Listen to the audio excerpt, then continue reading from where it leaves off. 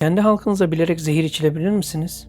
Sırf ihracat rakamları düşmesin, ticari anlaşmalar bozulmasın diye çocukların okul sıralarına ölümcül dozda radyasyon taşıyan yiyecekler koyabilir misiniz? Eğer 1986'nın Türkiye'sinde yaşıyorsanız, evet. Avrupa'nın kapısından radyasyonlu damgası yiyerek dönen zehirli mahsuller bu ülkenin kendi vatandaşlarına yedirildi. Ekranlara çıkıp çay içtiler. Radyasyonun kemiklere faydalı olduğunu bile söylediler. Ve yıllar sonra binlerce insan Karadeniz'in o soğuk onkoloji koridorlarında bu korkunç yalanın bedelini hayatlarıyla ödedi.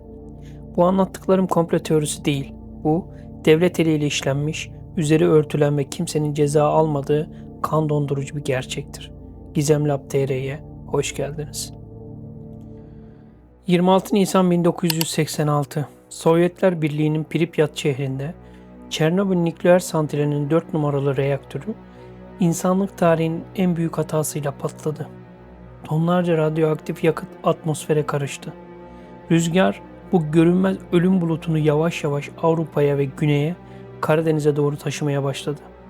Avrupa ülkeleri anında kırmızı alarma geçti, sınırlar kapatıldı, radyasyon ölçümleri yapıldı, taze sebze meyve tüketimi yasaklandı. Halk sığınaklara yönlendirildi.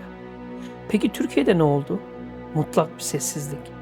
Mayıs ayının ilk günlerinde Karadeniz bölgesine şiddetli yağmurlar yağdı. Ancak bu sıradan bir bahar yağmuru değildi. Atmosferdeki sezyum ve iyot izotopları yağmur damlalarıyla birlikte doğrudan toprağa, o meşhur çay yapraklarına ve fındık ağaçlarına yağıyordu. İnsanlar o yağmurun altında ıslandı, çiftçiler toprağa ekti, çocuklar bahçelerde oynadı.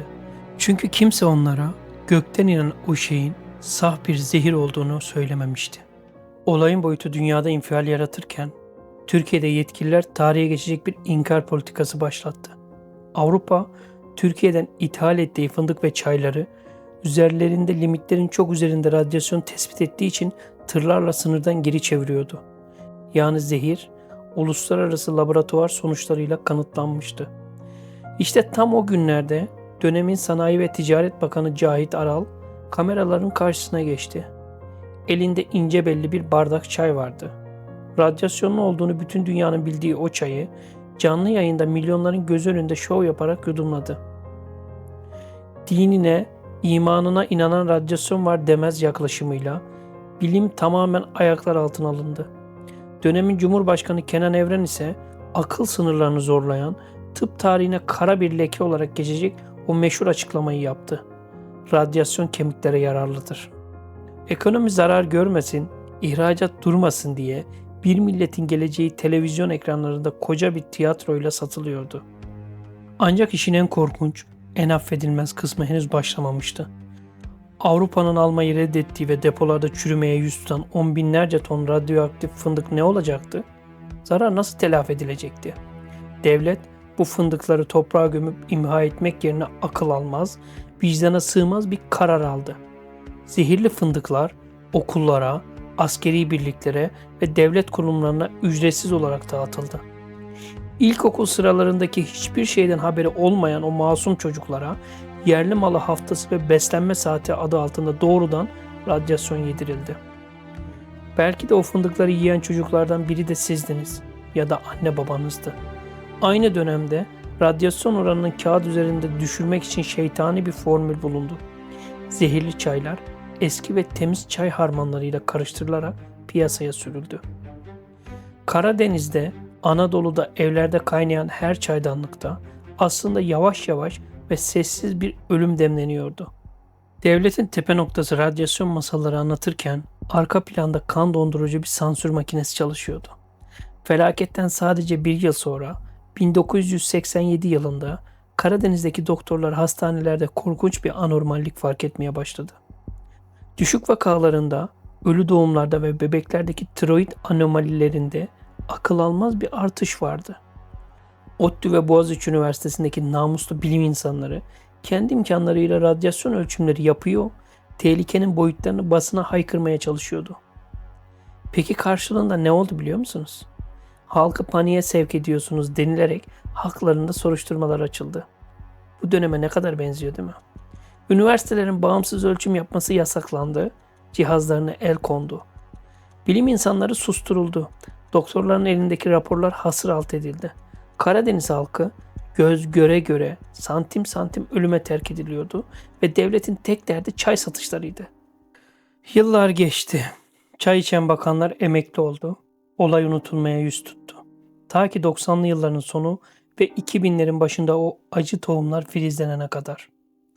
Karadeniz bölgesinde özellikle Rize, Trabzon, Artvin ve Hopa'da kanser vakaları adeta bir patlama yaşadı.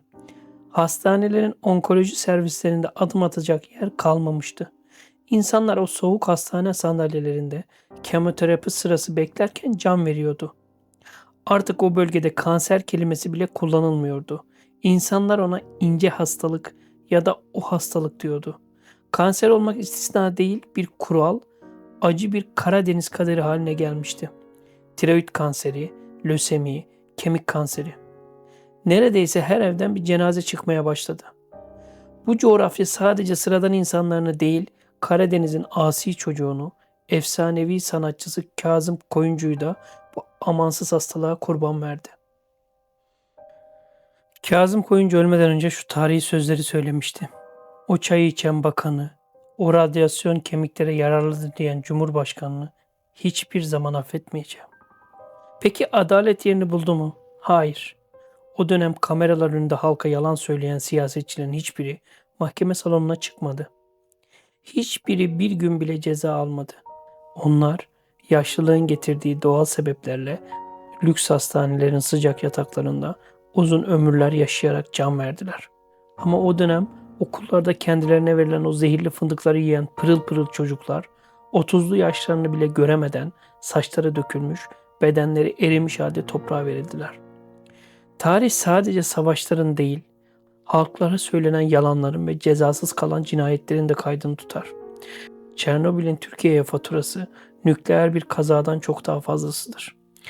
Bu, insan hayatının ekonomik çıkarlar uğruna nasıl hiçe sayıldığının en karanlık kanıtıdır. Bir daha televizyonda size her şeyin yolunda olduğunu söyleyen birini gördüğünüzde bu video aklınıza gelsin. Beni izlediğiniz için teşekkür ederim. Bir sonraki hafta farklı bir konuyla sizlerle olmaya devam edeceğim.